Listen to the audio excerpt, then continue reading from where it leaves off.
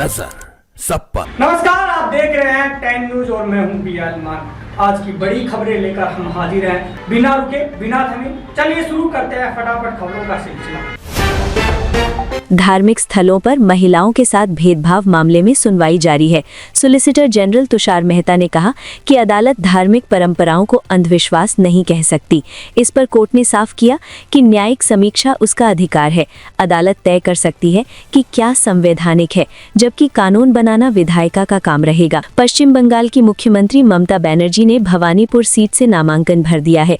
BJP ने यहां से सुवेंदु अधिकारी को उम्मीदवार बनाया है। दोनों नेता नंदीग्राम में भी आमने सामने हैं। वहीं असम, केरल और पुडुचेरी में 9 अप्रैल को मतदान से पहले चुनाव प्रचार थम गया है और सियासी पारा चरम पर है। रक्षा मंत्री राजनाथ सिंह ने पाकिस्तान के भड़काऊ बयान पर कड़ा जवाब दिया है। उन्होंने कहा कि भारत पर नजर डालने के गंभीर परिणाम होंगे। सिंह ने 1971 का जिक्र करते हुए कहा कि इतिहास गवाह है, पाकिस्तान को पहले भी कीमत चुकानी पड़ी है। बयान के बाद दोनों देशों के बीच तनाव और बढ़ गया है। मध्य प्रदेश सरकार समान नागरिक संहिता लागू करने की तैयारी में है। मुख्यमंत्री डॉक्टर मोहन यादव ने कैबिनेट में संकेत दिए हैं कि दिवाली से पहले इसे लागू किया जा सकता है। इसके लिए गोवा और उत्तराखंड मॉडल का अध्ययन किया जा रहा है। जल्द ही एक उच्च स्तरीय समिति बनाई जाएगी जो ड्राफ्ट तैयार करेगी। तमिलनाडु में चुनावी माहौल गर्म है। एडापड्डी के पलानीस्वामी ने द्रविड़ा मुन्नेत्र कड़गम सरकार पर तीखा हमला बोला। उन्होंने कहा कि 5 साल के कार्यकाल में जनता परेशान हो चुकी है और बदलाव चाहती है। राज्य में राजनीतिक बयानबाजी के साथ चुनावी मुकाबला दिलचस्प होता जा रहा है। प्रियंका गांधी वाड्रा ने असम के सीएम हिमंता बिस्वा शर्मा के बयान पर प्रधानमंत्री नरेंद्र मोदी से जवाब मांगा है। उन्होंने इसे दलित समुदाय का अपमान बताया और पूछा कि क्या पीएम इस बयान का समर्थन करते हैं। इस मुद्दे पर सियासी विवाद और तेज हो गया है। अमेरिका और ईरान के बीच 40 दिन की जंग के बाद 2 हफ्ते का सीज़फायर लागू हो गया है। अमेरिकी राष्ट्रपति डोनाल्ड ट्रंप ने कहा कि ये फैसला पाकिस्तान के प्रधानमंत्री शहबाज शरीफ की अपील के बाद हुआ। समझौते के तहत अब हमले रुकेंगे और हॉर्मुज स्ट्रेट से जहाज़ों की सुरक्षित आवाजाही सुनिश्चित की जाएगी। मुज्तबा खामेनेई ने 2 हफ्ते के सीज़फायर के बीच बड़ा बयान दिया।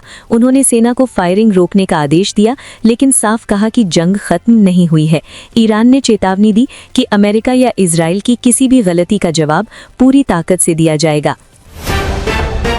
शहबाज शरीफ की एक सोशल मीडिया पोस्ट विवादों में आ गई है। यूजर्स ने उनकी पोस्ट की एडिट हिस्ट्री में ड्राफ्ट शब्द दिखने पर सवाल उठाए।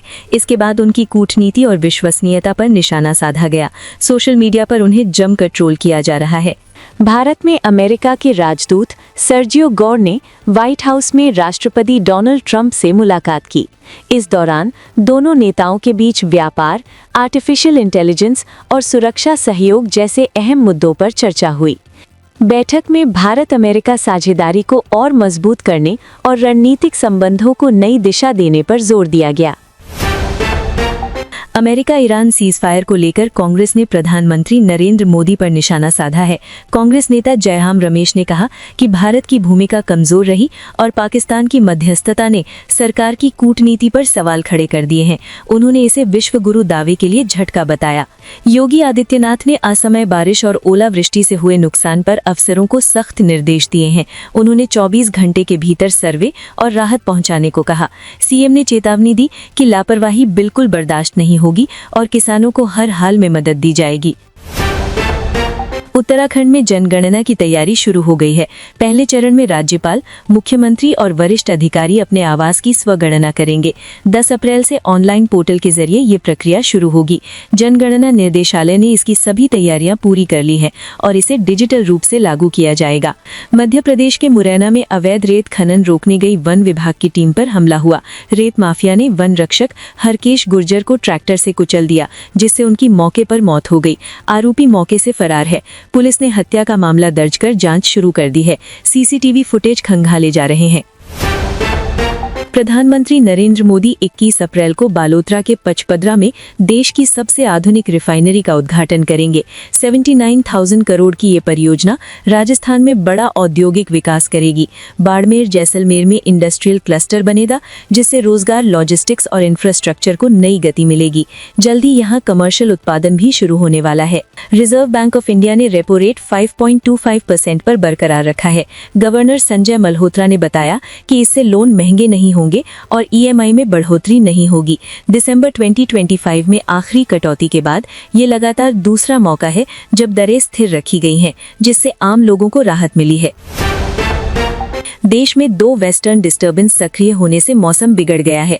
उत्तराखंड के चारों धाम में बर्फबारी हो रही है, जबकि राजस्थान और मध्य प्रदेश में तेज बारिश और ओले गिरे हैं। यूपी में आंधी बिजली से पिछले सप्ताह 15 लोगों की मौत हो चुकी है। कई राज्यों में अगले कुछ दिनों तक अलर्ट जारी है। राजस्थान रॉयल्स ने आईपीएल 2026 में मुंबई इंडियंस को 27 रन से हराया। वैभव सूर्यवंशी ने जसप्रीत बुमराह की पहली गेंद पर 6 जड़ा। यशस्वी जायसवाल ने आईपीएल में 100 6 पूरे किए। टीम ने सिर्फ 2.4 ओवर में 50 रन बनाकर दूसरी सबसे तेज 50 का रिकॉर्ड भी बनाया। बॉलीवुड स्टार शाहरुख खान ने रजनीकांत की फिल्म जेलर 2 में कैमियो करने से इनकार कर दिया है। रिपोर्ट्स के मुताबिक वो अपनी फिल्म किंग पर फोकस करना चाहते हैं। शाहरुख नहीं चाहते कि किंग से पहले वो किसी और फिल्म में नजर आएं, इसलिए उन्होंने ये ऑफर विनम्रता से ठुकरा दिया। रैपर बादशाह ने टटीरी गाने पर विवाद के बाद नेशनल कमीशन फॉर वुमेन के सामने माफी मांगी।